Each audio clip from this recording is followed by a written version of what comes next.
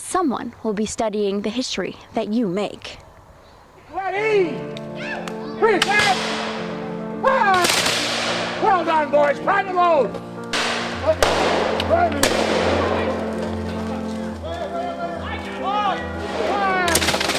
First rank to the front. Go, boys!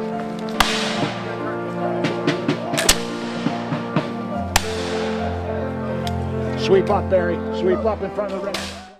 A well-trained soldier could load about 3 to 4 times a minute, so it's not very fast. And most of the time they were only issued about 60 rounds per soldier, so it's not like today's modern armies. And of course, Paul had to teach me how to use that big old musket. So on command, they would handle their arms, and they would prime and load. Prime, they'd open the frizzen,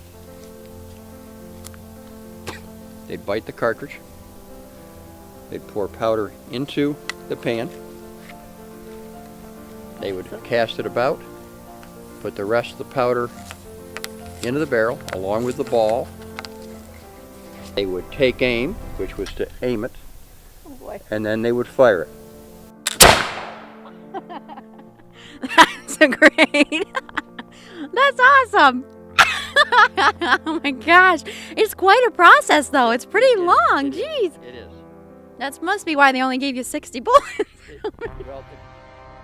And when I finally got my own hands on the musket, let's just say I was very nervous, but had a lot of fun. Now, it's time to shoot and fire.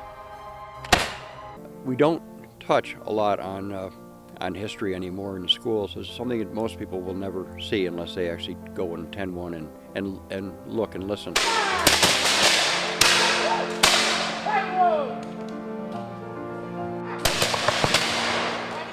One of the things that sets our event a little bit aside from others is that the original battle took place in the woods.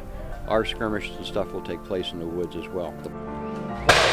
We're gonna fire, and you're gonna go when you fire about 20 yards. Stop again, prime and load, independent fire, keep them moving. You're actually part of it.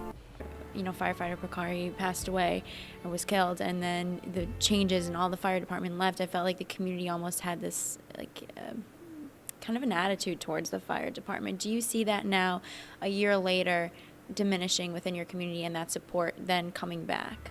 I see the support coming back, but as far as it's being diminished, I said from the beginning when they were trying to fracture our department, this has been a strong department, and it will always be a strong, proud department. If they were that concerned about the results of Matt's death, I would have stayed and said, we're going to make sure that we go where we need to go. We got there anyhow, but we didn't turn and run. So, thanks. On that note, I want to say one thing.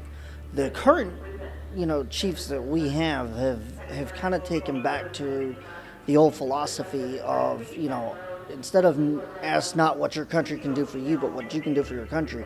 It's, they've substituted that word of not asking for what the community can do for us, but what we can do for our community. Because without our community, we have no purpose here. Dave was a young man with big dreams. Diagnosed with polio at a young age, he struggled with a physical disability. But his mental strength and passion for baseball carried him to the top. In 1971, he signed a pro contract with the Pittsburgh Pirates organization and played all over the globe. Till this day, he is involved with this nation's pastime. The Dave Clark Foundation is a nonprofit organization encouraging those with a disability to dream and do.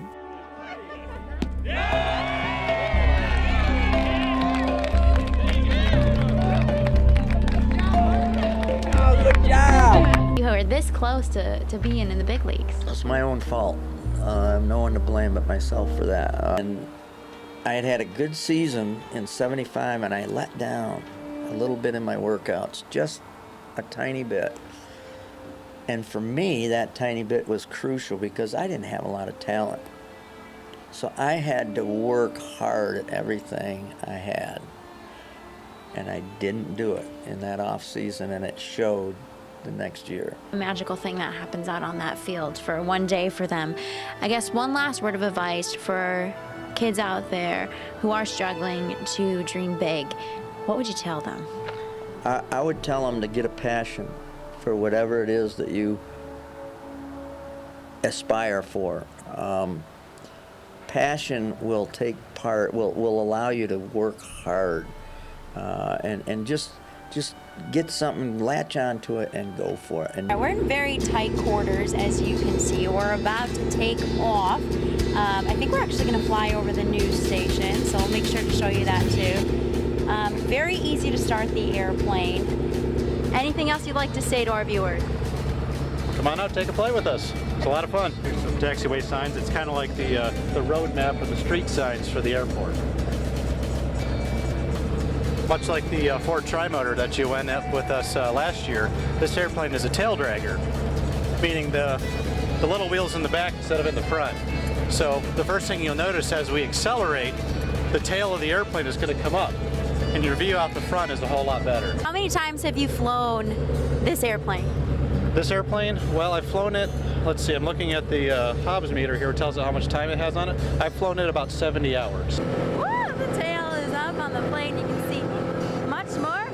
Although I was a little nervous at first, those feelings quickly subsided as the landscape of the southern tier became comforting. Christopher said that I am allowed to fly the airplane. I don't know if this is a good idea. Well, we do need to introduce you to aviation. Let's see how you do. All right, fine. The takeoff was a bit different than the previous flight because Wayne has a smoke system as an added piece of aircraft flair. Well, the airplane, we fly quite a bit of stuff around my local airport. We have a bunch of guys with similar airplanes. We do a lot of formation flying. The organization hopes to encourage the future generations of our area to take up the spirit of aviation. Not every day a former BBC producer emails you and says, let's team up. A BBC television producer, editor of top-rating BBC One program, That's Life. A show with more than 20 million viewers a week. Thank you and welcome to That's Life. Briar Scudamore is a journalist at heart, and with a fast-track life, you naturally lose time to remember and learn your family's history. Right, so I'm here on two missions. One is to appeal for your help to find out more about my great-grandfather. Now retired and launching her own business to make sure others can tell their life story, she begins an expedition of her own, after a group of handwritten letters and a picture were given to her. The reason I know that is Walter is because it was taken in Worcester, Massachusetts. She now is following her great-grandfather's footsteps through America, one letter at a time. A chap called Walter Mitchell, and at 23 years old, he came over in 1867 to seek his fortune. And today she shares her journey right here in the Southern Tier. Everything I've learned over my whole career has actually helped me set up a business at the first time at the age of 60. I mean, our life savings, everything has gone into this whole project. So yeah, it's very exciting. Training to become a Marine starts with the basics. 4, 5, 6, 7, 8, 9, 10. 2, 4, 5, 6, 7, 8, 9, 10. When someone steps into the recruiting center, they are bound to come out a different person. Stronger, faster, Yes, sir. and ready for boot camp. Any questions? No, sir. If you go down to the Arnott Mall every Wednesday and Saturday, you'll see these young men and women training for the next step in their lives. 2, 4, 6, 8, 10.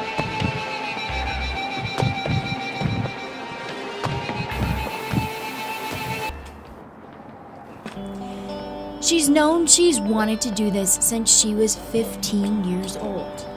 For years not telling her mom and dad that the Marine life is what she wanted. Anna Bogdan, Bogdan, and I'm a Puli. And she's at this recruiting center for the last 11 months, preparing for the next next phase of her life.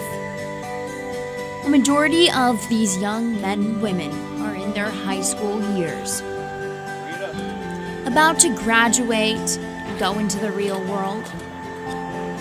They've chosen the path to serve their country.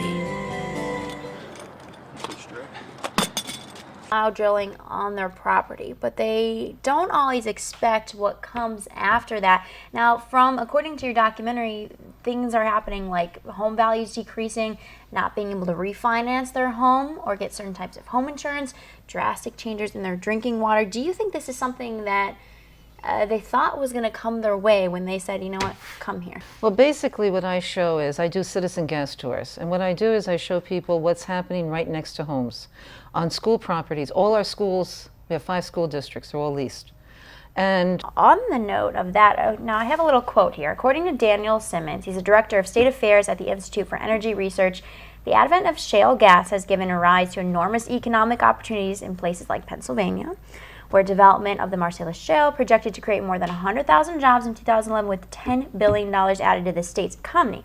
Now, with the state of New York, our financial strains on people, having some of the highest living rates, cost of living, in the country, do you think it could be beneficial for us to have it here? Well, if you believe that was true, you would have seen a lot of money spent on education. Recently, Mayor de Blasio was going for pre-K, universal pre-K funding. Okay, so more than 120 school districts from upstate and Long Island were going to be competing now for $40 million in available state grant money for full-day pre-kindergarten. Now, according to the publication Capital New York City also indicated its plans. It'll be applying for the funding, but because lawmakers allocated $300 million in state budget specifically for the 5 boroughs, the city doesn't have to really compete as much as the rest of the state. How do you feel about that? I mean, it's kind of a lopsided situation going on. What are you guys going to do to change that to make sure the rest of the state is getting the proper care that they need as well, and not just the city, New York City? Our education proposal is it's surrounded by Common Core, and myself and Rob Astriano are both against Common Core. The kind of art I do, and I've been doing this for about 40 years, is pointillistic paintings. And I started out in watercolors and acrylics, just creating paintings with nothing but dots, like Seurat or Pissarro or some of those other impressionists. And I was just looking at the detail. It must take so long to create one piece of artwork. Well, that's probably why I'm one of the few dedicated pointillists on the planet. There's very few painters out there who are dedicated pointillists like some of those famous impressionists. I often find the same kind of feeling when you're doing your work, even for Twin Tier Sunday or anything like that, is oftentimes people don't realize the beauty in front of them even when they're in kind of a bad situation. So that's nice that you have that vision going and traveling all over and bringing that back here and giving the opportunity to people here locally to see that and to acknowledge that as a beautiful thing. Why it was the most magnificent place between New York City and Buffalo? In the 1920s, late 19 teens and 20s, there was an incredible burgeoning of performing arts centers across the country. It was a golden age of building movie palaces. Places that were bigger than life, that got you out of your sense of self and put you in the place of a spacious area like a king would sit in. Ground and 3,900 feet above sea level. There you go. We're about 2,000 feet above the ground. It is absolutely beautiful. It is quiet. But the absolute most incredible thing about this flight is the view. You kind of, take a step back and look at the world that you live in. On a 20-minute glider ride, and it's, like I said, it's quiet, it's incredibly relaxing. It's just a really unique experience that we're lucky to have here. Hey guys, the MG British car is a very, very special car. Back in 1948, it raced through the streets of Watkins Glen, and the car right behind me, it's an incredible thing. You learn, you have fun. It's a way to get your family out and start enjoying again. And Jen, a good point. It is something that the whole family can do, and I hear that a lot from parents who say, I finally found something that my son or daughter likes to do that I like to do, and that maybe would be to go out for a paddle. I talked to a woman who was recently divorced, and she said, I can't find anything that my son and I have in common. And she came on one of our paddles, and she wrote me a letter afterwards saying how much fun her son and her had, It was the first time since the divorce they had spent 4 hours together doing something, and they really bonded. After weeks of planning, it was a very special night here at the First Arena for one local soldier and his family. Take a look. I am very excited. I can't wait to find her and give her a big old hug and a kiss. It was Joey's third deployment, and he returned last week from Kuwait and had a hard time keeping the big secret. It's been very difficult. I had to find a way to kind of hide it at the same time, not lie. So I figured out how to do that so far. So far it's worked. I asked him what he missed most about his wife, Brittany. One thing I miss the most, I gotta say how she treats me, because she treats me like better than everyone's ever treated me before. So it was time for the big moment. Brittany came out onto the ice for what she thought was a routine honoring of the vets at the Jackals game, but instead she got a surprise of a lifetime. Ladies and gentlemen, we have a